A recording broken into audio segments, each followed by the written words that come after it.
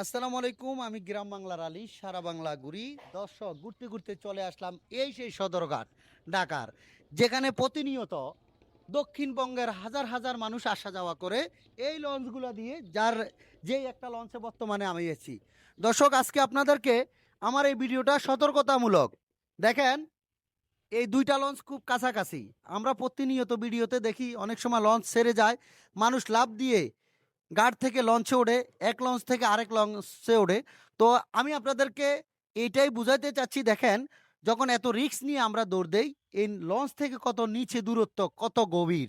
তো এখানে আমরা এত বড় রিস্ক নেওয়ার কি দরকার? তো আমি আশা করব, যারা দক্ষিণবঙ্গে প্রতিনিয়ত হাজার হাজার মানুষ যাওয়া আশা করেন এই লঞ্চে, অবশ্যই আপনারা এত বড় রিস্ক জীবনে ঝুঁকি নেবেন না।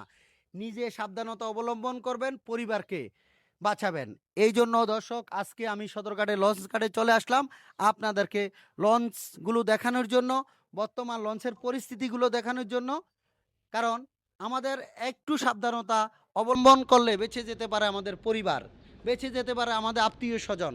তো আমি আশা করব, যারা অবশ্যই এই লঞ্চে দক্ষিণবঙ্গে প্রতিনিয়ত আসা যাওয়া করেন, লঞ্চে উঠতে, লঞ্চ থেকে নামতে অবশ্যই সাবধানতা অবলম্বন করবেন। এটা আপনাদের প্রতি আমার রিকোয়েস্ট থাকবে। তো যারা এই লঞ্চে প্রতিনিয়ত আসা যাওয়া করেন, তারা ভিডিওটা বেশি বেশি শেয়ার করবেন, যাতে আজকের এই ভিডিওটা সতর্কতামূলক।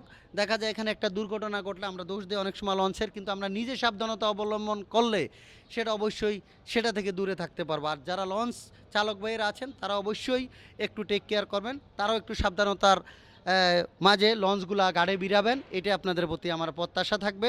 তো আসসালামু আলাইকুম, এই মুহূর্তে সদরঘাট ঢাকা থেকে।